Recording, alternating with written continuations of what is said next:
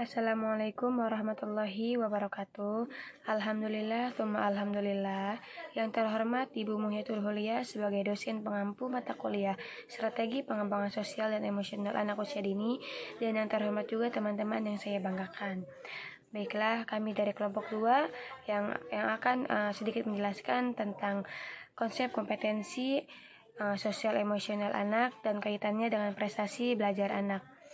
Baiklah, langsung saja pemateri yang pertama yang akan dibawakan oleh Safa Mutia Rahman, dan pemateri yang kedua yang akan dibawakan oleh Faria Nur Kristiana, dan pemateri yang ketiga yang akan dibawakan oleh Nenden Maulida Fitria, dan pemateri yang keempat yang akan dibawakan oleh Ira Baratul Uma.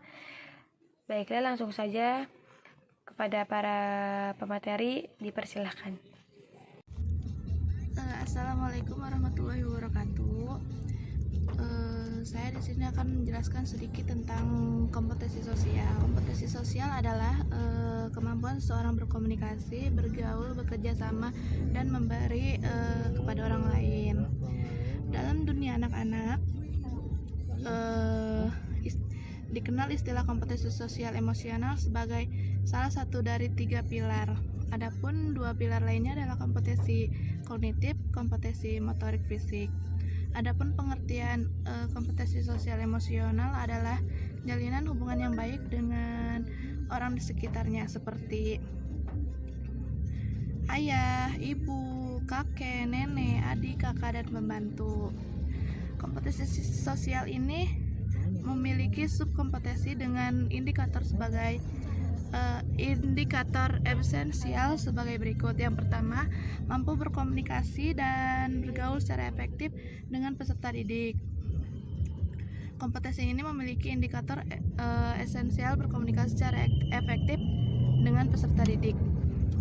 Yang kedua, mampu berkomunikasi dan bergaul secara efektif dengan peserta didik dan tenaga kependidikan. Yang terakhir, mampu berkomunikasi dan bergaul secara efektif dengan orang tua atau wali peserta didik dan masyarakat. Terima kasih. Tanpa salam, saya Faria Nur Kristiana sebagai pemateri kedua ingin menjelaskan tentang kompetensi emosi anak. Emosi dalam konteks masa anak usia dini dapat didefinisikan sebagai kemampuan untuk mengekspresikan beragam emosi, meregulasi ekspresi emosi, dan pengalaman emosi, serta memahami emosi diri sendiri dan emosi orang lain. Anak usia prasekolah dengan kompetensi emosi yang baik mampu mengekspresikan beragam emosi yang semakin lama semakin sesuai dengan konteks kultur sosial. Pentingnya kompetensi emosi bagi anak juga didukung oleh sejumlah peneliti terdahulu. Di antaranya adalah kompetensi emosi berkolerasi dengan kompetensi sosial anak. Di samping itu, kompetensi emosi juga berkolerasi dengan kompetensi akademik anak. Kompetensi emosi merupakan sebuah konstruk yang mencakup 3 dimensi, yaitu memahami emosi, mengekspresikan emosi, dan meregulasi emosi. Dimensi yang pertama yaitu memahami emosi. Didefinisikan sebagai pengetahuan anak tentang emosi diri sendiri dan emosi orang lain. Dimensi yang kedua yaitu mengekspresikan emosi secara tepat. Dimensi yang ketiga yaitu meregulasi emosi. Dilakukan ketika pengalaman emosi anak terlalu berat atau ekspresi emosi anak tidak sesuai dengan ekspektasi orang lain. Maka dari itu, lebih spesifiknya dengan menggunakan strategi fisik, kognitif, atau perilaku untuk mengatasi pengalaman emosi internal ataupun ekspresi emosi eksternal. Sekian, terima kasih.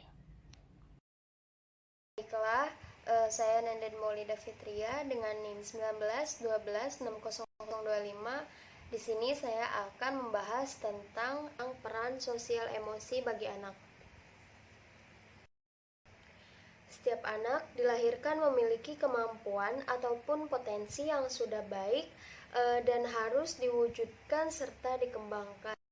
Sehingga bakat-bakat yang dimiliki anak akan muncul untuk membantu keberlangsungan hidup di masa dewasa.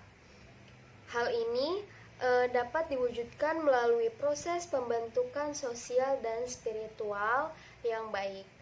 Dengan demikian, para anak-anak akan mampu mengembangkan potensi. Oleh karena itu, orang tua sebagai kunci utama pendidik bagi anak wajib membangun lingkungan yang baik selama proses pendidikan berlangsung. Orang tua, khususnya seorang ibu, memiliki peranan besar terhadap pembentukan pola emosional sosial anak dan pola pendidikan anak di masa depan. Iklim psikologis dan khususnya spesifik hubungan keluarga memainkan peran penting dalam membentuk kepribadian seorang anak. Selain itu, interrelasi orang tua dalam keluarga, hubungan orang tua dan anak dalam keluarga terus menggunakan pengaruhnya selama masa kanak-kanak dan kemudian kehidupan dewasa seseorang. Mungkin hanya itu yang dapat saya sampaikan. Kurang dan lebihnya mohon maaf. Wassalamualaikum warahmatullahi wabarakatuh. Oke, selanjutnya saya Ira Bariatul Umah, NIM 1912-2003. Di sini saya akan sedikit menjelaskan tentang sosial emosi dan prestasi belajar anak. Oke, selanjutnya saya Ira Bariatul Umah, NIM 1912-2003. Di sini saya akan sedikit menjelaskan tentang sosial emosi dan prestasi belajar anak. Pada proses pembelajaran anak tidak tergantung pada aspek inteligasi atau kemampuan kognitif saja, tetapi juga dipengaruhi oleh aspek lain, seperti aspek perkembangan emosi dan sosial. Aspek emosi dan sosial ini sangat berpengaruh terhadap perilaku anak kepada dirinya, orang lain, dan lingkungannya. Dan pada anak usia dini, aspek sosial emosi ini dapat dikembangkan melalui pembelajaran sosial emosional, di mana sosial emosional adalah proses mengembangkan keterampilan, sikap, dan nilai-nilai yang diperlukan untuk memperoleh kompetensi sosial dan emosional sebagai model anak dalam berinteraksi dengan dirinya, orang lain, dan lingkungan di sekitarnya. Dan pembelajaran sosial emosional ini dapat dikembangkan sebagai awal dan dasar penanaman pendidikan karakter, dan kecerdasan emosional juga memungkinkan individu untuk dapat merasakan dan memahami dengan benar, yang selanjutnya mampu menggunakan daya dan kepekaan emosional sebagai energi informasi dan mempengaruhi prestasi belajar.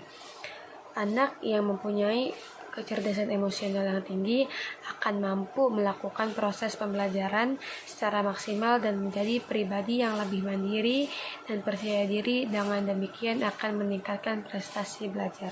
Selanjutnya yaitu prestasi belajar.